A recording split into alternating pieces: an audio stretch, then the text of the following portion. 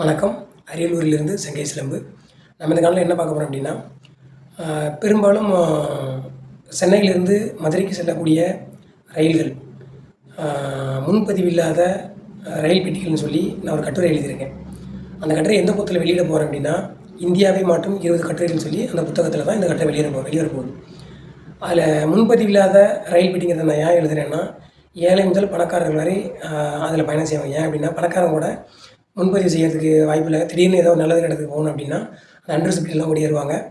ரொம்ப எப்போதுமே கடுமையான கூட்டமாக இருக்கும். 10 வருஷம் முன்னாடிலாம் அதில் வந்து விசேஷ நாட்கள், விடுமுறை நாட்களில் கூட்டமாக இருக்கும். மற்ற நாள்லாம் கொஞ்சம் உட்கார சீட்டு கிடைக்கும். இப்போலாம் எல்லா நாளுமே கூட்டமாக தான் இருக்குது. இதெல்லாம் வந்து நாங்கள் ஆய்வு செஞ்சு அதை கட்டுரை எழுதியிருக்கேன் அப்படின்னா, மக்கள் தொகை பெருகிட்டே இருக்குது. நகரத்துக்கு வேலை வாய்ப்புக்காக தொழில் படித்த நிறையா இளைஞர்களும் குடும்பமாக வேலைக்கு வருகிறாங்க நகரத்தை நோக்கி.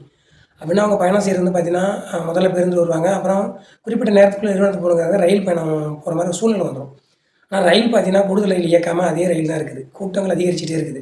இதெல்லாம் வந்து அரசியலில் பயணம் செய்யக்கூடிய பதவியில் இருக்கக்கூடிய மனிதர்கள் இதை பார்த்துக்க கூட வாய்ப்பு இல்லை. ஏன்னா ரயில்வே ஸ்டேஷனுக்கு எப்படியா வந்திருப்பாங்கன்னு கூட தெரியாது.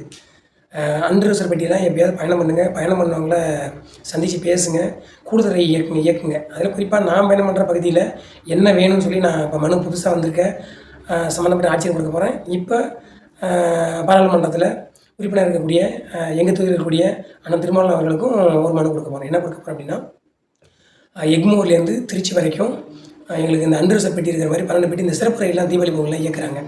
அந்த மாதிரி 12 பெட்டிகள் கொண்ட அன்ரிசர்வ் பெட்டி வந்து ஒரு 2 ட்ரெயின் காலையில் 2 இரவில் 2 அந்த மாதிரி கொடுத்தாங்க அப்படின்னா பெரும்பாலும் அதில் மக்கள் பயணம் செஞ்சுருவாங்க. இல்லை நிறைய பேர் நினைக்கிறாங்க இந்த ட்ரெயின் விட்டால் பஸ்ஸில் கூட்டம் இருக்கான்னு சொல்லி.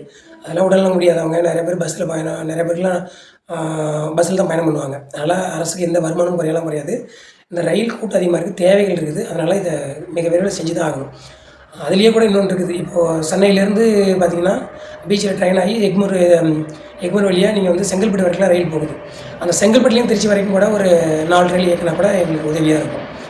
ஏன்னா எக்மூர்லேருந்து மதுரை வரைக்கும் நின்றுட்டே போனவங்களாம் நான் பார்த்துருக்கேன். அது விசாரிக்கிறப்ப என் கட்டுரையில் எழுதியிருப்பேன்.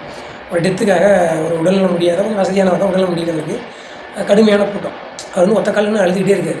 என்னென்னு நான் கேட்குறப்ப இதுமாரி இறந்துட்டாங்க, திடீர்னு நேரத்துலேயே போகணும், பஸ்ஸும் லேட் ஆகும், ரயிலையும் ரிசர்வ் பண்ணி போகிற அளவுக்கு டிக்கெட் எதுவும் இல்லை, வேறு வழியாக எனக்கு உடல்நிலையும் முடியல, பணம் இருக்கான உட்கார கூட முடியலன்னு ஒத்த காலன்னு அழுதுகிட்டு இருக்காரு. நமக்கு ஒரு கேள்வி வரலாம், திடீர்னு ஒரு கார் பிடிச்சவர் போனாங்க அப்படின்னு சொல்லி. அதெல்லாம் ஏதோ ஒரு இடர்பாடுகள் இருக்கிறதுனால தான் அது மாதிரி வர.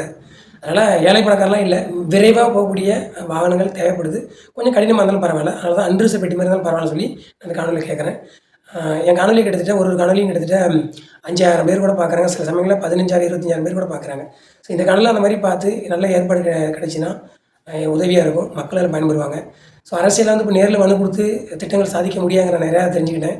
புத்தகம் எழுதியும் சாதிக்க முடியாங்க நான் தெரிஞ்சுக்கிட்டேன். இருந்தாலும் நான் அதை தொடர்ந்து எழுதிக்கிட்டு இருக்கேன். அதே மாதிரி காணொலியும் பதிவு செஞ்சுக்கிட்டு இருக்கேன். அதோட முன்னேற்றம் தான் இந்த காணொலி பதிவு செய்கிறது.